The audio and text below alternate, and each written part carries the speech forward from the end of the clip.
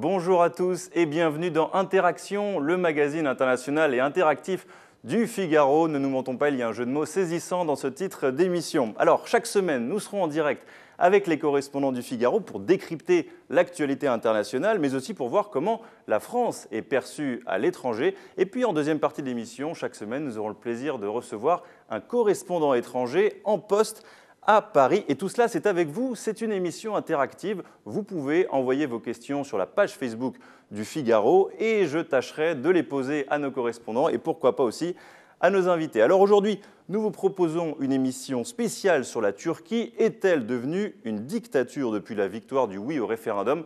Nous allons tenter de répondre à cette question avec nos trois correspondants du jour. Delphine Minoui qui est à Istanbul, Pierre Avril qui est à Moscou et Nicolas Barotte qui est à Berlin. Bonjour tout le monde.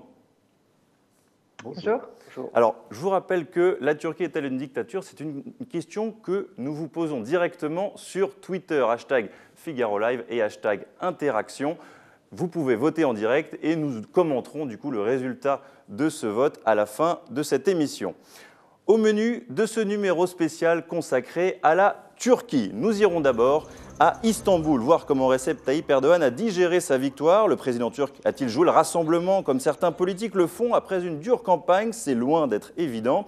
À Berlin, les dérapages du président turc sont encore dans toutes les têtes. Angela Merkel avait été accusée de soutenir le terrorisme ou encore de pratiques nazies. Alors, les outrages de la campagne laisseront-ils place à la réconciliation diplomatique? Et enfin Moscou, dont les relations avec Ankara jouent aux montagnes russes depuis le début de la crise syrienne. Poutine a félicité Erdogan pour sa victoire au référendum, mais les deux dirigeants n'ont pas que des intérêts convergents. Et puis en deuxième partie d'émission, nous aurons le plaisir, comme chaque semaine, de recevoir un correspondant étranger. Et aujourd'hui, c'est David Chazan du quotidien britannique The Telegraph qui nous fait le plaisir de sa venue. On va commencer tout de suite dans le vif du sujet avec vous, Delphine. On a beaucoup parlé de cette victoire du oui au référendum dimanche dernier, mais c'est vrai que depuis, l'actualité française s'est beaucoup concentrée sur la campagne présidentielle française, bien sûr. Alors comment Recep Tayyip Erdogan s'est comporté depuis ces 4 jours maintenant? On l'a vu dans ses premières interventions, il s'est vraiment positionné comme le grand vainqueur, avec une position très offensive, puisque tout de suite, il a recommencé à évoquer un sujet sensible, la peine de mort, mais également la possibilité de se retirer du processus d'adhésion à l'Union européenne, deux thématiques qu'il entend d'ailleurs soumettre au vote populaire, puisqu'il espère, il suggère la réorganisation du référendum sur cette question-là. En même temps, on l'a bien vu, c'est quand même une histoire, je dirais, à la Pyrrhus. Le président Erdogan sait qu'il gouverne maintenant sur un pays largement divisé, ça s'est bien vu dans toute la campagne électorale, puisque les sondages jusqu'à la dernière minute montraient le oui et le non de la coude, avec au final une victoire à 51,3%, donc une victoire très serrée, sachant qu'il faut rappeler que le président Erdogan a perdu dans de grandes villes qui s'y étaient acquises à sa course. On peut penser notamment à la ville d'Istanbul. Delphine, je vous interromps une petite seconde parce qu'on a un léger problème de son, ça coupe un tout petit peu. Du coup, je vais poser directement peut-être une question aussi à Nicolas Barotte qui est à Berlin.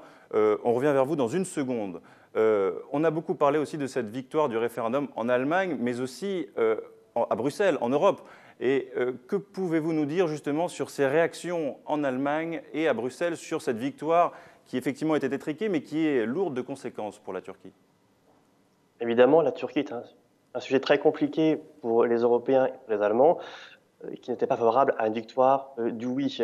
Alors, après la victoire de dimanche soir, les réactions ont été très prudentes. Les Européens, Bruxelles comme à Berlin, on a pris acte du résultat du référendum et sans féliciter le président turc. Et on lui a conseillé de prendre en compte la division de son pays, d'être respectueux du dialogue. Évidemment, à Berlin et en Europe, on s'inquiète d'une évolution vers une dictature de la Turquie.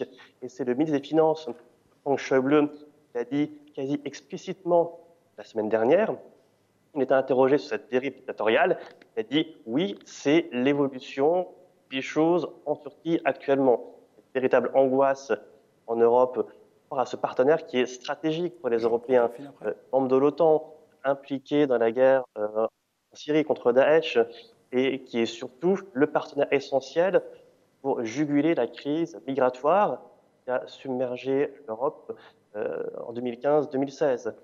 L'Europe a conclu un accord avec la Turquie pour contrôler la frontière. Et évidemment, Berlin comme à Bruxelles, on s'inquiète de cet accord. On s'inquiète de cet accord et c'est la question aussi que l'on vous pose sur Twitter. Je le rappelle, considérez-vous que la Turquie est devenue une dictature depuis cette victoire du référendum pour Recep Tayyip Erdogan?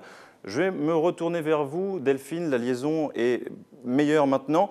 On voit aussi que, comment dire, il y a eu beaucoup de contestations à cette victoire du référendum qui était étriquée, il y a eu des accusations de fraude. Et l'opposition, notamment, prend maintenant la parole de plus en plus depuis quelques jours pour dénoncer des fraudes et dénoncer une démocratie qui est peut-être perdue maintenant en Turquie.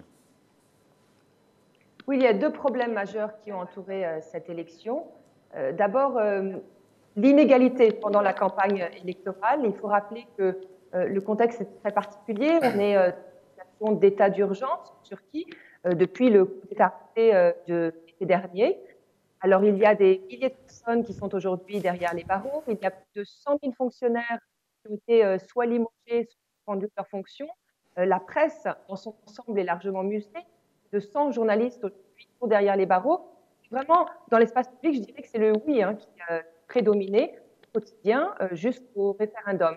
Et puis, le deuxième problème, ce sont les irrégularités qui sont évoquées notamment par les observateurs, par les défenseurs des droits de l'homme.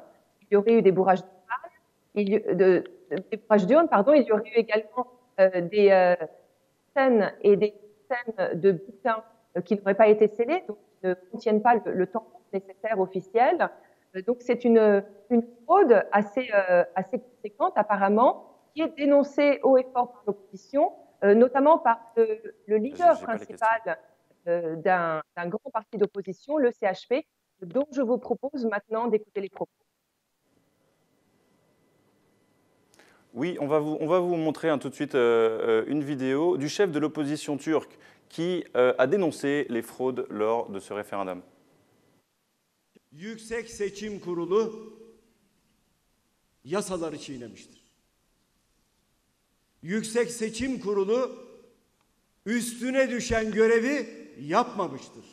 Yüksek Seçim Kurulu gücünü öyle anlaşılıyor ki Yüksek Seçim Kurulu gücünü haktan, hukukun üstünlüğünden, anayasadan değil, belli bir merkezden almaktadır.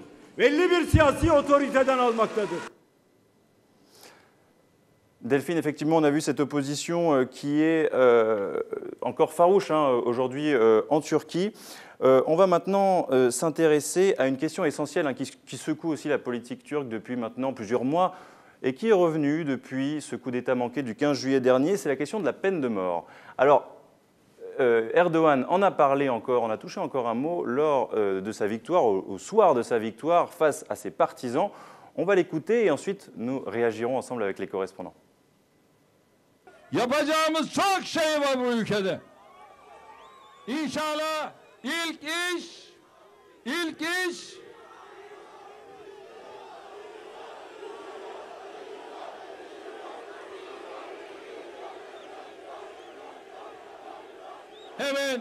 hemen bu konuyu Sayın Başbakan'la, Sayın Bahçeli ile de görüşeceğim. Une simple question peut-être Delphine, je rappelle vous êtes notre correspondante à Istanbul, vous suivez bien ces problématiques, mais est-ce que Erdogan ira jusqu'au bout et proposera vraiment ce référendum ou est-ce qu'on est juste dans le discours politique? On a vraiment l'impression qu'il y tient. C'est un sujet qui a été régulièrement abordé depuis le putsch avorté de l'été dernier. C'est une question aussi qu'il n'a cessé de répéter afin de séduire, je dirais, l'électorat nationaliste. Et aujourd'hui, s'il remet la question sur la table, je pense que c'est aussi une tactique politique. C'est une façon de faire diversion par rapport à d'autres problèmes auxquels fait face la Turquie aujourd'hui. Je pense notamment à la crise économique, la crise du tourisme, mais également l'insécurité croissante avec tous ces attentats qui ont branlé le pays au cours de ces derniers mois et de ces dernières années. Nicolas Barod, vous êtes à Berlin. On en parle aussi beaucoup à Berlin et dans l'Europe d'ailleurs de cette possible reprise de la peine de mort en Turquie, en disant que ça pourrait mettre fin complètement aux négociations de l'entrée de la Turquie en Europe. Qu'est-ce que vous analysez? Est-ce que vous pensez que Bruxelles voudrait vraiment que la Turquie ne remette pas cette, comment dire, ne revienne pas sur cette peine de mort? C'est la ligne rouge pour Berlin et pour les Européens. On aurait répété à plusieurs reprises, l'introduction de la peine de mort en Turquie mettrait un terme aux négociations d'adhésion qui sont pour l'instant gelées et qui n'avancent pas, mais elle mettrait un terme à ces négociations. Ce serait un point de rupture entre Berlin, les Européens et la Turquie. Donc, à Berlin comme ailleurs, on espère que la rationalité va l'emporter à Ankara, parce que les enjeux économiques et géopolitiques plaident pour une relation apaisée entre la Turquie et l'Europe, d'un point de vue économique, touristique et géopolitique. Mais on dit aussi que la surenchère d'Erdogan doit à un moment donné avoir des conséquences. Et la peine de mort, ce serait un point qui serait un non-retour, qui ne respecterait pas l'idée des négociations entre la Turquie et un partenaire d'adhésion. Et donc, ce serait un point final. Mais ce qu'on dit aussi à Berlin, c'est que Erdogan n'est pas la Turquie et que la Turquie peut survivre aussi à Erdogan. Et donc, on espère qu'à moyen terme, long terme, la crise pourra s'apaiser. Mais à court terme, on ne croit pas que la fièvre va retomber. Justement, j'ai une question qui nous est parvenue sur Twitter à ce sujet. C'est Florent qui nous dit non, la Turquie n'est pas devenue une dictature, elle se façonne une vision en fonction des enjeux du temps. Ne vous attendez toujours pas à ce que la démocratie soit à la coloration de l'Union européenne. C'est une question que je vais vous poser, du coup, Nicolas. Est-ce que oui, on n'a pas forcément envie que le modèle démocratique européen, dans son exactitude, doit ressembler à ce que devrait être la Turquie? Est-ce qu'on n'attend pas trop ça, justement, de la Turquie? Oui, alors les Européens n'ont pas non plus à accepter toutes les pratiques de la Turquie. Oui. On a parlé du référendum de mort, mais il y a beaucoup de problèmes qui se posent actuellement. La question de la presse, par exemple, en Allemagne, on parle beaucoup du cas du correspondant de Die Welt, Denis Yücel, qui est aujourd'hui en prison. Il est accusé d'espionnage par le gouvernement turc, par le président Erdogan, et une solution ne semble envisageable. Il y a la question du Kurdistan. Donc, les principes démocratiques ne sont pas forcément négociables. Alors, on ne peut pas les imposer à la Turquie, certes, mais les Européens n'ont pas forcément à accepter toutes les pratiques du pouvoir en Turquie. Et merci beaucoup. Et une autre question des internautes, cette fois-ci sur Facebook. Et je vais me tourner vers vous, Delphine. Pierre, on sera avec vous dans un instant aussi pour parler de géopolitique avec la Russie. C'est très important, restez avec nous. La question est, toutes les grandes villes ont dit non, mais c'est le oui qui l'emporte. Comment cela se fait-il, Delphine? Mais le oui avait beaucoup de chances de l'emporter puisque la campagne vraiment a été largement déséquilibrée. Hein. On le voyait même ici à Istanbul. Il y avait des portraits géants d'Erdogan à tous les coins de rue, sur les places principales, tandis que le non était très, très discret. Il y a pas mal d'acteurs de la campagne du non qui ont été soit embêtés, soit inquiétés, parfois arrêtés, des meetings qui ont dû être dispersés. Et puis, aujourd'hui, plusieurs observateurs, il y a d'ailleurs eu un rapport même de l'OSCE dans ce sens-là, qui s'inquiètent de certaines fraudes, notamment dans des villes reculées, notamment au Pakistan, où on aurait assisté à l'absence d'observateurs dans le bureau de vote et où il y aurait également un bulletin qui n'aurait pas eu de tampon officiel et sur lequel les gens ont écrit. On va maintenant entendre une déclaration très intéressante, vous allez le voir, du ministre des Affaires étrangères allemand qui s'appelle Sigmar Gabriel et qui refuse de tourner le doigt à la Turquie, même si c'est vrai qu'elle entame une pente peut-être un peu plus autoritaire. Écoutez-le, c'était il y a quelques jours. Ich bin dafür, dass wir eher nach neuen Gesprächsformaten suchen, denn die Türkei bleibt unser Nachbar. Übrigens, auch während der Militärdiktatur in der Türkei ist zum Beispiel niemand auf die Idee gekommen, die Türkei aus der NATO auszuschließen, weil wir nicht wollten, dass sie in Richtung der Sowjetunion geht. Ähnliche Interessen haben wir heute. Pierre Avril, vous êtes notre correspondant à Moscou et on voit bien du coup, avec cette déclaration, l'importance de la Turquie sur un point stratégique, à la fois pour l'Europe mais aussi pour la Russie. Oui, bien sûr. La Turquie est un voisin important de la Russie. Les deux pays sont associés dans le règlement de paix de la question en Syrie. Ce sont les deux parrains principaux du processus de paix d'Astana. En même temps, la Russie suit de très près le référendum et les conséquences du résultat du référendum, du fait même que ces résultats ont tendance à affaiblir un peu la position de l'Union européenne. C'est-à-dire que les médias russes se sont finalement réjouis de la leçon d'autoritarisme qu'a donné Erdogan ces derniers jours aux Européens. Et ils en ont profité pour dire que les Européens n'ont pas à s'ingérer dans ce qui relève des affaires souveraines de la Turquie. Ils ont également noté, les médias russes, en particulier le principal quotidien gouvernemental, Rossiyska Gazeta, a noté qu'il y avait eu une divergence ou même un divorce entre les États-Unis et l'Union européenne vis-à-vis de la Turquie qui s'est manifesté. Pierre, j'ai aussi une question à vous poser qui nous vient de Facebook. Alors c'est un certain Jean-Michel qui nous dit « Pour moi, c'est évident déjà que Erdogan est un dictateur qui cherche à museler toute opposition. Il peut être une menace pour l'Europe. Mais est-ce qu'il est vu aussi comme une menace du côté russe ?» Pas du tout. En tout cas, pas pour ses penchants autoritaires. Je vois pas. Non, il n'est pas du tout considéré comme une menace. Il est Parce qu'il est considéré comme un autoritaire qui n'est peut-être pas instable, on va dire, ou qui n'est peut-être pas aussi imprévisible que l'est, par exemple, un Donald Trump. Pour l'instant, il est quand même, il suit une ligne, je dirais, plus prévisible que celle de Donald Trump, qui est peut-être quand même plus facile à lire du côté de Moscou.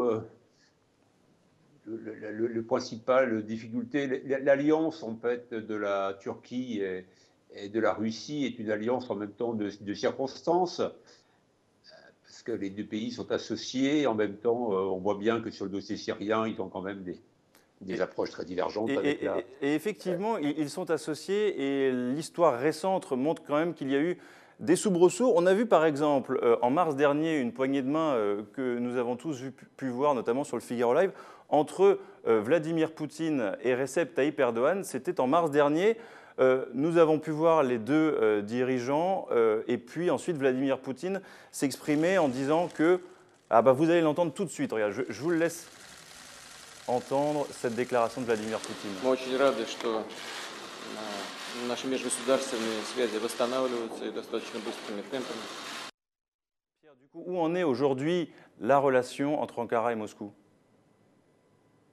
Je pense que lorsque Vladimir Poutine dit que nos relations se sont restaurées rapidement, je crois que c'est quand même très optimiste, puisqu'on s'aperçoit qu'encore il y a peu de temps, les tours opérateurs russes qui sont plus ou moins téléguidés par le Kremlin, ont déconseillé aux touristes russes de se rendre en Turquie. Cette mise en garde est arrivée juste après que la Turquie ait manifesté son soutien aux frappes américaines contre la base syrienne.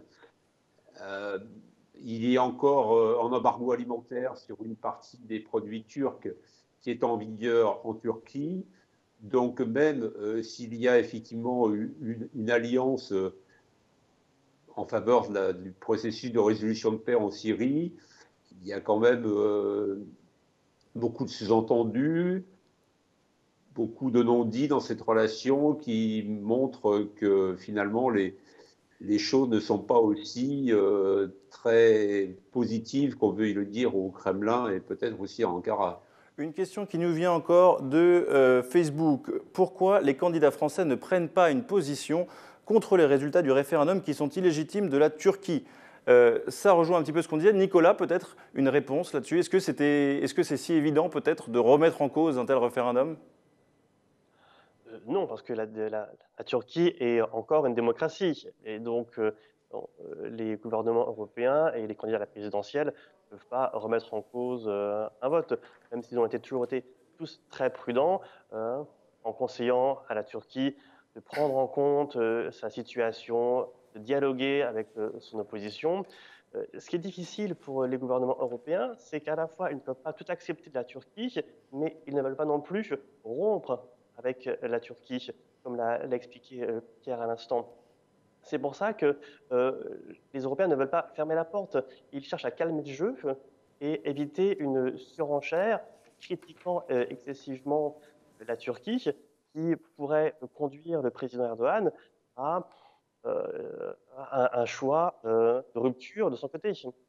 Vous avez été très nombreux à voter à cette question que l'on vous posait en début d'émission et que l'on vous a posée sur Twitter, #Figaro Live et #Interaction. Considérez-vous que la Turquie est devenue une dictature? Eh bien, sachez que vous avez été plus de 70% à voter oui à cette question.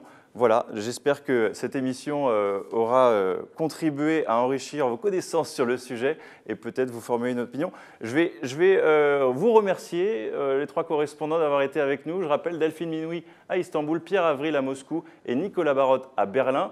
Je vous retrouve la semaine prochaine pour une nouvelle émission. Bonsoir à tous. Au revoir. Bonsoir. Et c'est maintenant le moment de passer à la deuxième partie de notre émission avec un entretien avec un correspondant étranger en poste à Paris. Bonjour, j'ai le plaisir d'accueillir aujourd'hui David Chazan, correspondant du Daily Telegraph à Paris. Bonjour Renaud. Bonjour, alors on va parler bien sûr de la campagne présidentielle qui se termine dans quelques jours avec le premier tour et puis peut-être aussi de l'actualité britannique bien sûr avec le Brexit et ces élections anticipées demandées par Theresa May avant-hier maintenant. Mais le premier tour de l'élection présidentielle, c'est dimanche. Comment vous avez vécu cette campagne en tant que correspondant à Paris pour le Daily Telegraph? D'abord, ce qu'il faut mettre en avant, c'est que malgré le Brexit, les Britanniques sont fascinés par cette élection, d'autant plus que c'est complètement imprévisible. C'est la première fois depuis des décennies qu'on a 4 candidats en lice et on ne sait pas lesquels passeront au deuxième tour. Alors, les Britanniques sont surtout intéressés à savoir si l'effet Brexit-Trump va continuer en France, qui pourrait se traduire par la victoire de Marine Le Pen, ou peut-être de Jean-Luc Mélenchon, qui est populiste lui aussi, mais d'extrême gauche, pas d'extrême droite. Et évidemment, les Britanniques ont suivi avec attention le Penelope Gate, n'est-ce pas? Absolument. Non seulement parce que l'épouse de M. Fillon est britannique elle-même, mais aussi parce qu'on voit en M. Fillon une sorte de Thatcher français. C'est vrai qu'il se compare à Margaret Thatcher. Et d'ailleurs, une question là-dessus, est-ce qu'un François Fillon aurait pu se maintenir en Angleterre? Est-ce que dans les usages politiques, il se serait retiré ou est-ce qu'au contraire, ça aurait très bien pu aller jusqu'au bout? Je crois qu'il aurait dû se retirer s'il était au Royaume-Uni parce que il y a beaucoup moins de tolérance, si vous voulez. Bon, les faits, il est accusé, évidemment, il y a présomption d'innocence. Hein, voilà. Il ne faut pas préjuger, mais en même temps, ce sont des accusations qui, je pense que ça aurait stoppé. Donc vous nous dites que notre culture autorise un petit peu plus ce genre d'histoire et d'affaires, et on est plus tolérant avec nos candidats peut-être alors. Est-ce que, à l'inverse, un Emmanuel Macron aurait pu émerger aussi en Angleterre, ou est-ce que le manque d'expérience peut-être, ou l'âge un petit peu jeune, c'est quelque chose qui ne marche pas forcément en Angleterre? Je crois que ça aurait pu tout à fait se passer en Angleterre, et on voit en Macron une sorte de Blair français. Souvent on fait cette comparaison, il est jeune, il est beau, il parle bien, il parle très bien anglais d'ailleurs, il est venu à Londres tenir un meeting, donc il y a beaucoup d'attention sur lui aussi. Est-ce qu'on vous parle aussi du Frexit, puisque bien entendu le Brexit c'est sur toutes les lèvres en Angleterre, pardon, mais certains candidats en France, David Asselineau par exemple, ou encore Marine Le Pen, peuvent proposer un Frexit. Est-ce que c'est quelque chose sur lequel on vous pose beaucoup de questions ici?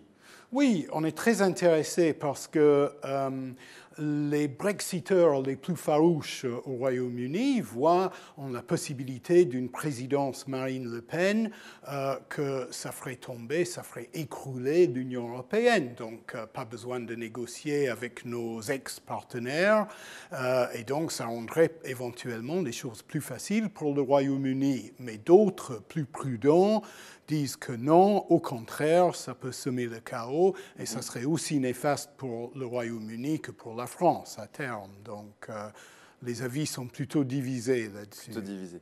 il n'y avait pas d'élection à venir en Angleterre jusqu'à mardi, où Theresa May a suggéré des élections législatives anticipées. Est-ce que vous considérez que c'est un pari risqué ? Pas trop risqué. Vu les sondages, vu l'état du Parti travailliste, je crois qu'elle ne risque pas grand-chose. Pourquoi est-ce qu'elle convoque ces élections législatives? Parce qu'elle a une majorité hyper mince de 17 sièges. Alors, il est presque certain, sauf imprévu, évidemment, en politique, on peut... Ah oui, je pense qu'elle va agrandir sa majorité sans trop de problèmes, et ça lui permettra d'avoir plus de marge quand il s'agit de négocier le Brexit, justement.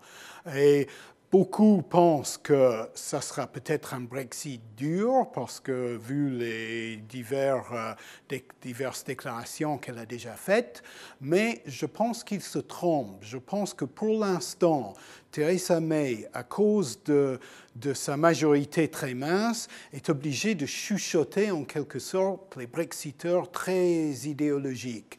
Alors qu'avec une majorité plus importante, parce qu'il faut garder en tête qu'elle n'a jamais été élue, elle sera la Première ministre élue avec une majorité plus importante, elle aura plus de marge et à mon avis, ça pourrait mener à un Brexit plus doux. Et une dernière petite question. Beaucoup ont annoncé au moment de ce Brexit la fin de l'Europe.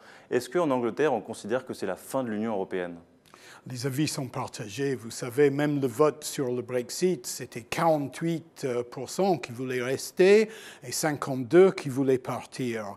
Donc, pour beaucoup de Britanniques, quitter l'Union européenne, c'est la catastrophe. Ils savent pas pourquoi, etc. Mais pour ceux qui sont pour la sortie de l'Union européenne, ils disent oui, l'Union européenne a beaucoup de problèmes. Elle a mal géré la crise des migrants. Elle a mal géré la crise de la monnaie unique, l'euro, et donc ça va bientôt s'écrouler. Et j'ai une dernière question. Regardez Cédric qui nous demande sur Facebook un conseil compte tenu de l'expérience anglaise pour les électeurs français. Qu'est-ce que vous lui répondez? Un conseil, qu'est-ce que je dirais? Voilà, un embarrassement. Merci Cédric. Un conseil personnel, c'est réfléchissez 2 fois avant de mettre la croix sur...